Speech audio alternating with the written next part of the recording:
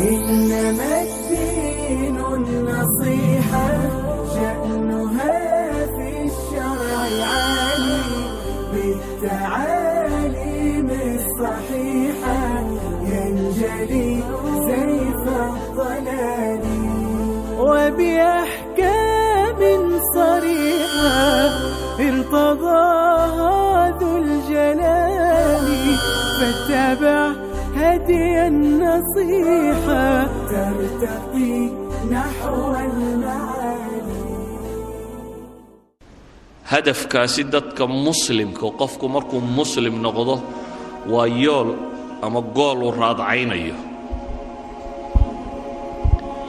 لكن نرشو أهداف يريرو كسوكا يسيلاده وحال الرباء أهداف يريرو سوكا إني أخد ميسو هدف كوين يعني وحكستو هدف كوين كوي عنيا وإنو النقضة وحان معنا بدانك تادك الصمينين مثلا إن الحوك ستو وشغيستي وهانتي يالتي ومباح ووح بنان نرشنا ولا قربه لكن هدي هدفك كويدارين أيان كورر إلهي كو قرآنك كو أماني وحلي محي رجال لا تلهيهم تجارة ولا بيع عن ذكر الله وإقام الصلاة وإيتاء الزكاة كوحبا إلهي أماني كوحدا الأماني وحلقت المامي رغنمو الرجال ويان باليدي والرجال محي كسفوبة لا تلهيهم تجارة ولا بيع عن ذكر الله باع مشتركة إيا لعقت كسب الشديد كما ويعسه ما إلا وسيسه هدف كي وينه إنه صلاة أوغو إنه زكاة الله يماده إنه إلهي عابده إنه حصه إن آخره هرتي سايت الله يخافون ربهم إن ربي قد كعب صريان مالن قلوبته يقدوميسو إذن هدف كويني وحان سوكو أردامي ضباب كمردان عريان ما هكا قارن كرتا مشكلة ضدتك هاي ستاقو بدني وحوية إلهي وحوين ليه هذا الصلاة دا ما يسان محل يليلي فانتشروا في الأرض وابتغوا من فضل الله صلاة دا مركا ما يستان نلقى كفافة إلهي رزاق دي سرات سدا الليلي واذكروا الله كثيرا لعلكم تفلحون لكن الكفاف هي التجارة دي وحنا هدي هدف كوين قلضيان إيجا لغو هرتقية ورجال لا تلهيهم تجارة ولا بيع عن ذكر الله وحبدا مركا مانت أهداف تواوين تيدتكو إلا بان وحي يريرو سكينكو مشغولا وحلقيا بان انت الساعدودات كو بحسي سكول كيات ساقدين وكورن يوم القيامة هدات ساقده مالنت أن ساقد نمك وين يشرين حلقيا بان ولايا هي عيبوبين وكورن قيامة مركا رير نبي آدم ودن الله سكينة هدات عيبوده يوم تعرضون لا تخفى منكم خافية رير نبي آدم إلا كودن بيا قوبي تاقيهين هدات عيبوده waxaa laga yaabaa inaad sileedahay noloshu way kugu adagtee fududee oo ka waran maalinta 50,000 oo sanadooda noloshaynu joogno dhammo waa imisa 60 sano 70 sano 80 sano ka waran maalin 50,000 oo sanadooda haddaad cadaabanto intaan janniya naarba la isla gaadhin kaana 50,000 sana maalina qiyaamuhu waa maalin 50,000 oo sanadooda 50,000 oo sanadood baa taagnaanaysa 50,000 oo sanadood baa dadkan la xisaabaya 50,000 oo sanadood baa cadceedu halkan taagan tahay 50,000 oo sanadood baad waxaad harsanaysaa waxaad xoogsatay ee hadafkaasi aad u xoogsatay 50,000 oo sanadood baad dhididaysaa oo dhididkaagu wuxuu gaadhayaa halka waa dunuubtaadu joogtay 50,000 oo sanadood baa ragga qaar harsanaya oo carshu raxmaanka harsanaya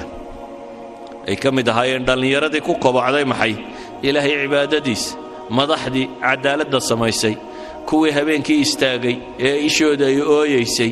kuwii gacantooda midig waxay bixinaysaa gacantooda bidixaanay ogeyn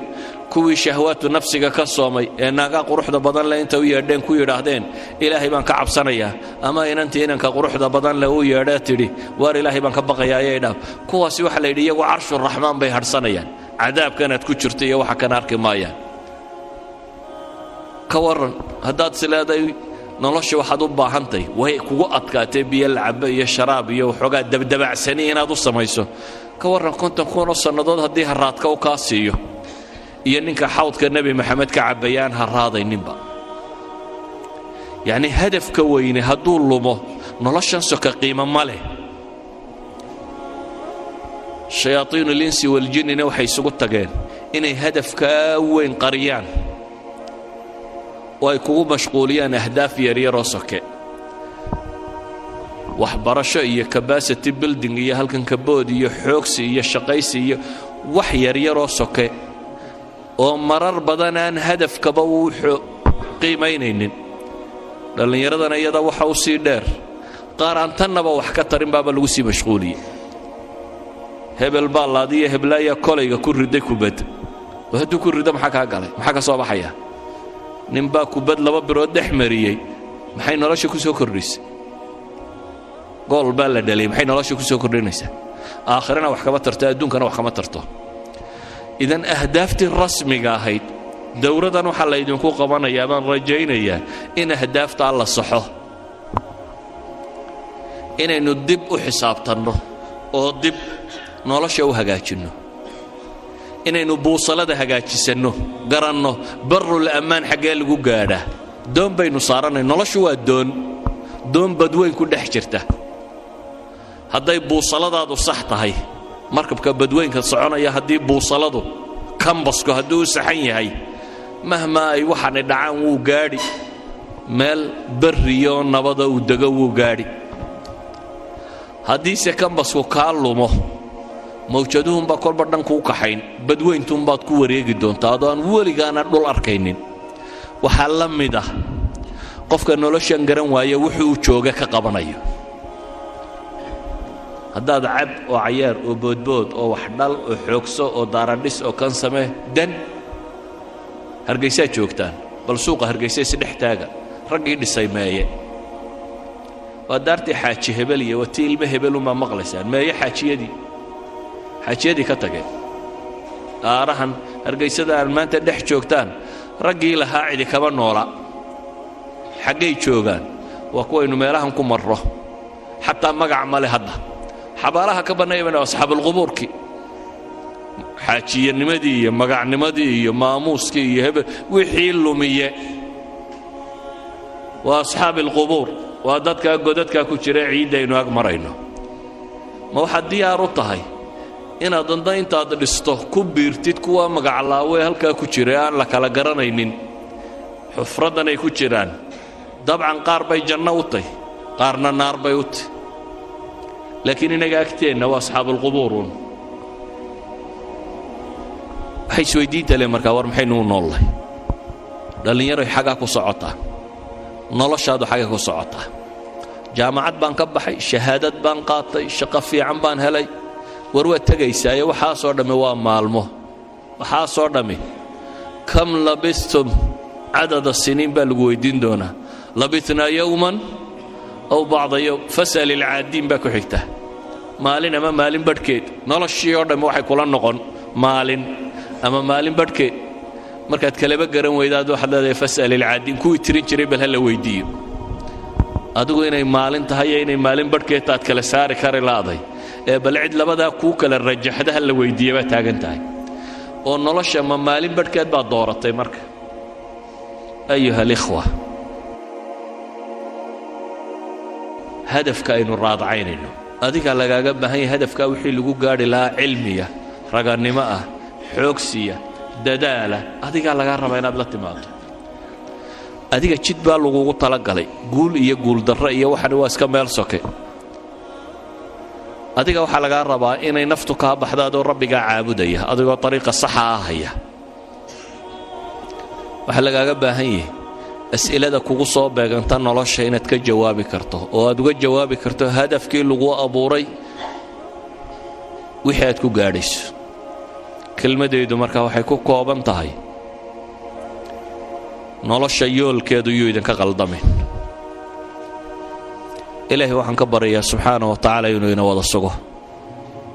inuu inagu sugo ariiqa xaqa ah inuu inaga badbaadiyo cadaabkiisa inuu inagu sugo jidka jannada loo maro kuwii islaamnimada ku dhintayna alla inaga yeelo subxaana wa tacaala.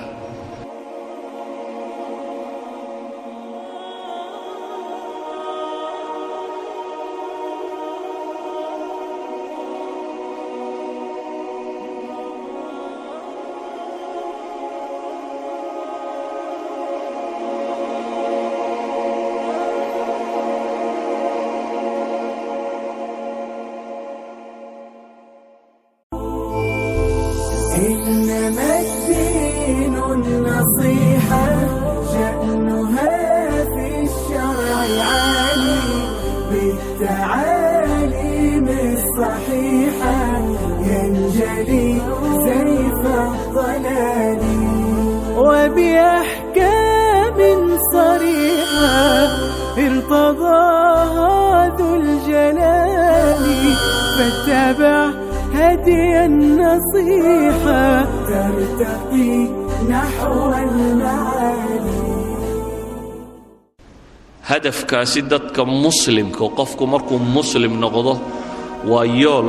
ama gool uu raadcaynayo. laakiin noloshu ahdaaf yaryaro ka sokaysay leedahay. waxaa la rabaa ahdaafta yaryara soke inay u khidmayso hadafka weyn.